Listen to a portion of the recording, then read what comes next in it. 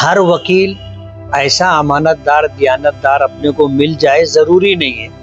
पैसे में ताकत बहुत होती है। और पिछले दिनों ये खबर मिली थी कि हमारे आसिफ शेख रशीद साहब अजीत दादा पवार के पास गए थे और उनसे ये कहा था कि मैंने पिटीशन दायर की है, जज को मैनेज करने का है। आप क्या कहना चाहेंगे? जी, मुफ्ती इस्माइल साहब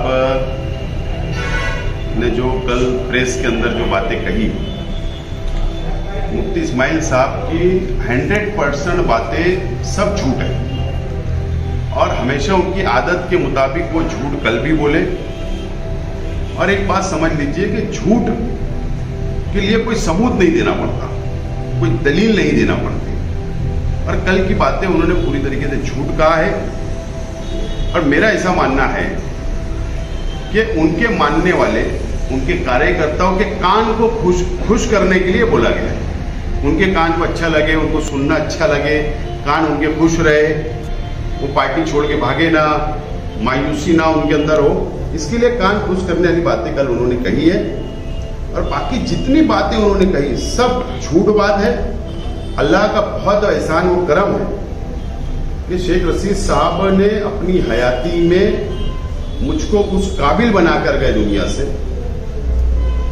मैंने इतना सीखा हूं सियासत के अंदर कि कोई भी लड़ाई अपने बलबूते पर लड़ना चाहिए, हौसले के साथ आगे बढ़ना चाहिए। कोई भी लड़ाई हो, मैंने कभी भी कि मैं सियासत में आगे बढ़ूं या मैं कोर्ट की लड़ाई लड़ूं या गवर्नमेंट से कोई लड़ाई लड़ूं या कमिश्नर कॉरपोरेशन से कोई लड़ाई लड़ूं या आईएएस ऑफिसर से लड़ूं, मैं कभी भी मेरे ऊपर के जो भी लीडरान वक्त के रहे, हर वक्त में अलग अलग रहे, कभी मैंने उनका सहारा उन्हें नहीं लिया, कभी मैंने सहारा नहीं लिया और ना इंशाअल्लाह मैं कभी लूंगा।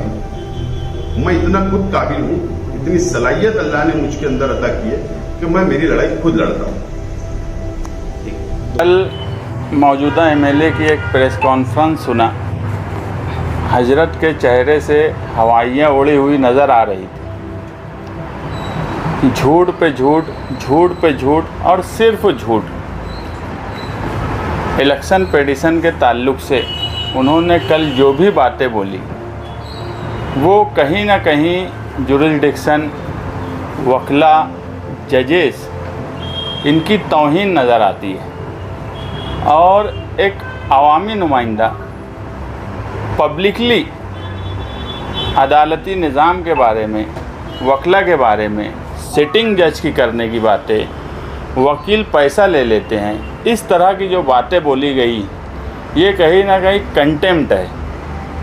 और एक बात आप लोग समझिए कि सरकार में बहुत सी अलग अलग एजेंसियां काम करती हैं, ईडी, सीबीआई, पुलिस की एजेंसी, ऐसी अलग अलग एजेंसियां काम करती हैं। आज अगर हिंदुस्तानियों को किसी निज़ाम पर भरोसा है तो अदालती निज़ाम है। और अवामी नुमाइंदा इस तरह से जजेस के ताल्लुक़ से, वकला के ताल्लुक़ से नहीं बोल सकता पब्लिकली।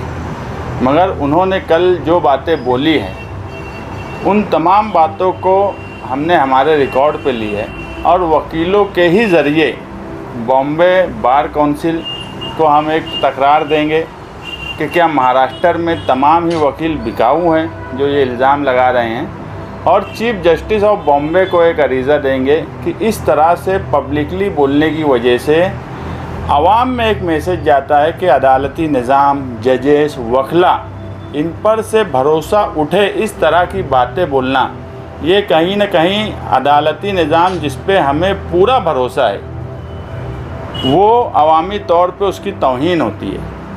और इस तरह की बात वो पीछे भी बोला करते थे कि केस से कुछ नहीं होता, 5 साल चलते रहता है, वकील ऐसी खींच डालते, जजेस कोई फ़ैसला नहीं करते। तो ये कानून बनाने वाले, कानून की जो रक्षक हैं, उनके ऊपर ये इल्ज़ाम लगाना है और हर वक्त वो इस तरह की बातें बोलते हैं। तो कहीं ना कहीं उनको अब सबक सिखाना चाहिए